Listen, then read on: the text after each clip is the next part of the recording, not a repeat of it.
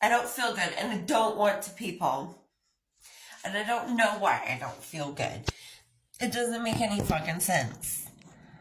Last night, I got in the bed. It wasn't even 10 o'clock. It wasn't even 10 o'clock, yo. It was like literally 9 something, still firmly in the 9 somethings. And I set my alarm for 8:15. Like, go to bed at 9 something, get up at 8:15, right? Should be Gucci. Not Gucci. Not Gucci. Nightmares might have been a part of it. I don't know. I want to talk about these dreams, though, this morning. For real, though. Like, I want to talk about these dreams. The more bullshit that happens out in the world, the more triggered and traumatized my dreams become.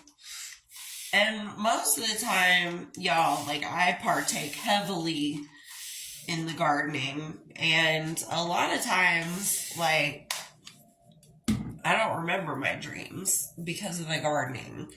And that's a lot of, why I definitely garden real heavy at night.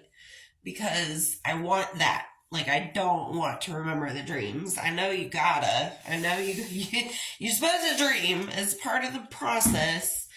And your body needs it.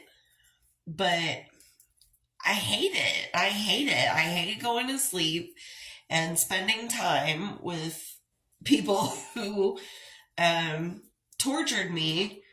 Like, it's just bullshit. And I have this really wild recurring dream right now.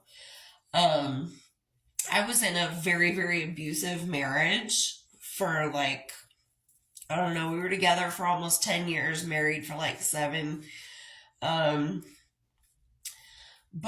it was extremely abusive, and I carry the scars. And this Epstein shit, and, talking about victims and survivors and trafficking and, what happens when survivors speak up and yada yada. I guess it's triggering. And so I've been dreaming about my ex-husband a lot.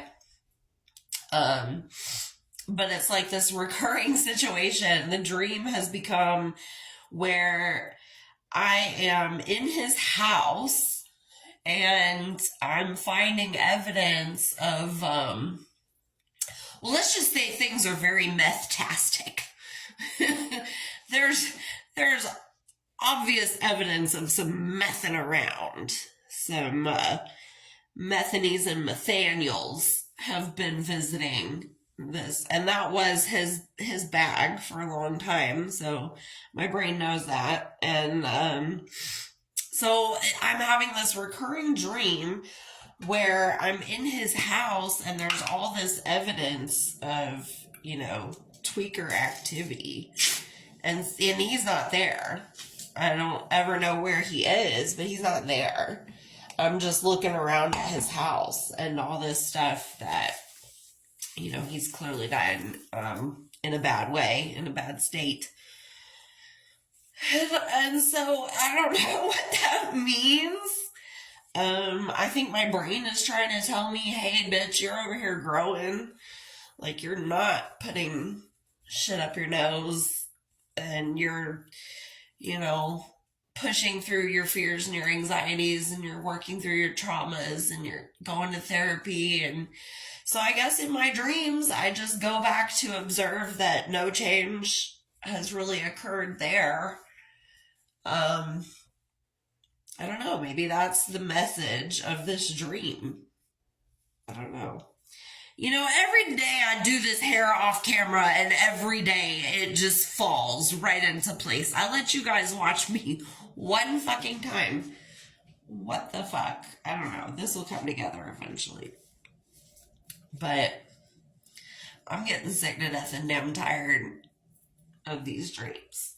They used to distress me a whole lot more. Well, the content of the dreams used to be a whole lot more distressing.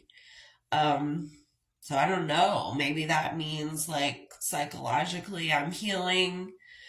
I don't go back in the dreams to get victimized anymore. I go to just kind of like look around and observe his current state of being. So I don't know. And I truly do not wonder how he is. I truly do not wonder. I'm pretty sure I know. I'm pretty sure I know exactly how he is. So I don't wonder. And I think the dreams probably are pretty accurate. IDK. Who gives a fuck? At the end of the day, I know exactly how this is going to go, though. I'm about to get out of the house here in about 15-20. And as soon as I get out of my front door, watch this, I'll feel better. I don't know. I don't know anybody personally who's ever struggled with agoraphobia except for one, and she's dead. And so I don't really have anybody to ask about their experience with it. But on days like this, when I've had like the weird dreams or bad night, the idea of walking out the front door causes so much anxiety, like butterflies in the tummy, gotta pee every 5 seconds, even though it's just like 2 little drops, just all these anxiety symptoms when thinking about leaving the house in the morning. But then the moment I get out the door in the sunshine, the Uber is called, bitches, I'm fine. Like better than fine even. And then when I get to the job and I walk in and I take my first deep breath and look around, I feel so fine. I feel so good. I feel so like, yes, I'm glad I came out of the house. I'm here to make money. So I want to leave you with that. I don't want to leave you with who gives a fuck. That was kind of nihilistic and I apologize. I love you, hoes.